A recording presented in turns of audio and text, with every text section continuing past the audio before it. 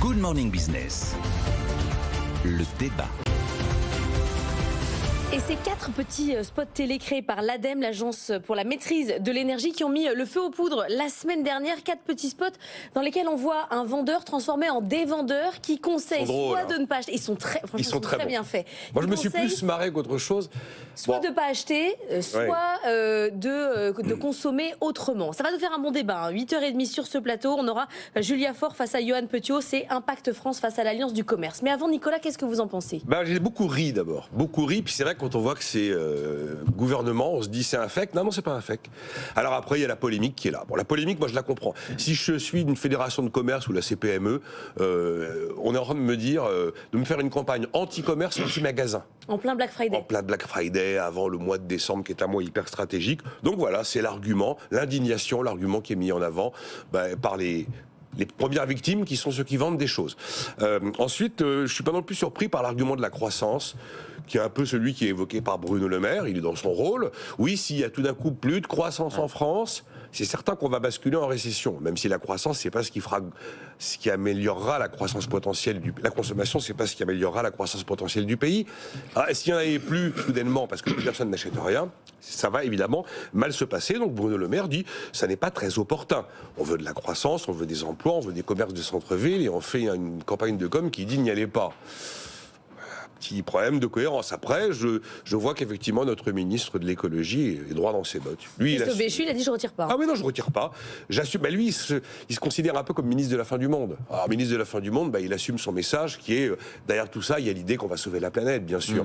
Il se défend un petit peu parce que c'est vraiment une polémique gouvernementale. Il y a la planète, mais il y a aussi la souveraineté, parce que réparer une machine à laver, réparer un téléphone conditionné, c'est une manière aussi de gagner en souveraineté. Bien sûr. Non, mais, voilà. Lui, il voudrait un Green Friday, le jour de la sobriété, le jour du réemploi, justement.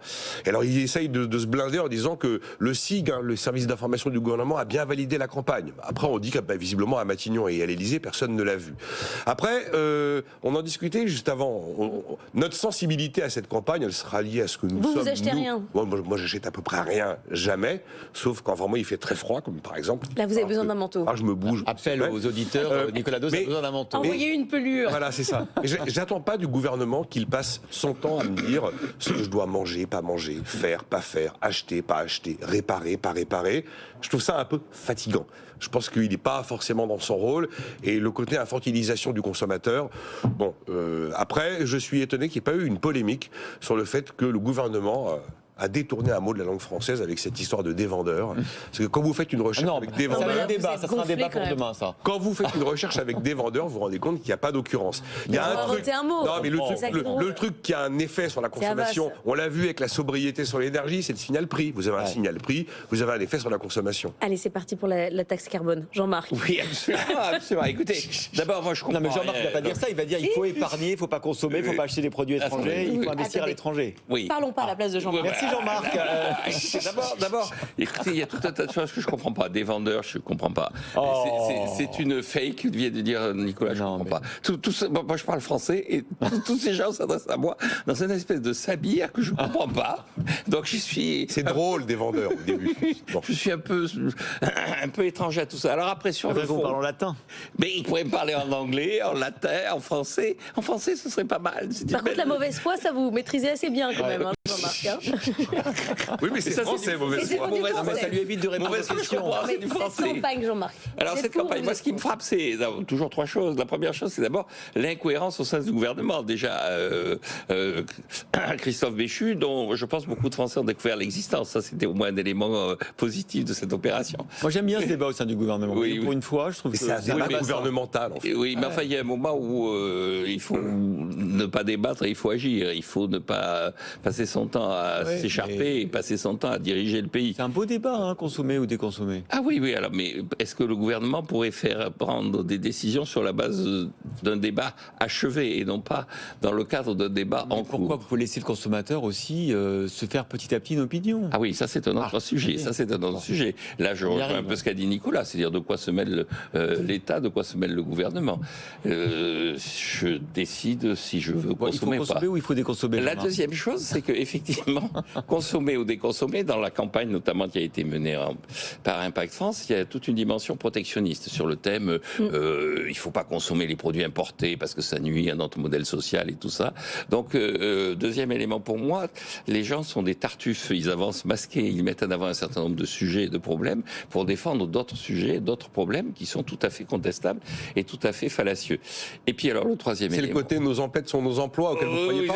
C'est ça, oui. Et puis l'ancienne des années 70. Sachant que effectivement, dans les années 70, on disait vous remplissez les caddies et vous viderez les ANPE. Donc il y a tout ce côté remplissez les caddies encore, mais avec des produits nationaux pour véritablement vider les ANPE. Et si vous arrêtez de consommer, ne consommez plus des produits importés. Puis le troisième élément, effectivement, le signal prix. Hein. Si vous voulez faire en sorte que les gens consomment moins, eh bien à ce moment-là, vous augmentez les prix, portez le litre d'essence à 4 € au lieu de dépenser de l'argent public à faire des campagnes ridicules dans un français approximatif. Et donc, je conclurai par une citation. Non, moi, je voudrais un quatrième élément. Allez-y. La question posée. Est-ce que pour l'économie française, ça serait grave qu'on consomme moins ?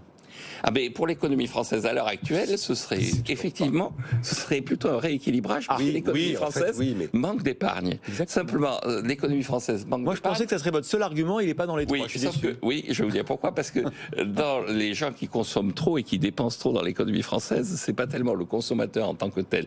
C'est l'État. C'est l'État. Et donc, le redresser l'économie française, c'est réduire la consommation de l'État. Et c'est vrai tout ça. Mais en attendant, si la consommation s'arrête quasiment du jour au lendemain, c'est la récession sûre et certaine aussi. Alors juste un conseil de lecture, Les harmonies économiques de Frédéric Bastiat. Frédéric Bastiat, c'est un économiste connu du 19e siècle. Le chapitre 11, vous allez sur Frédéric Bastiat, tout de suite vous l'avez immédiatement qui apparaît sur Internet.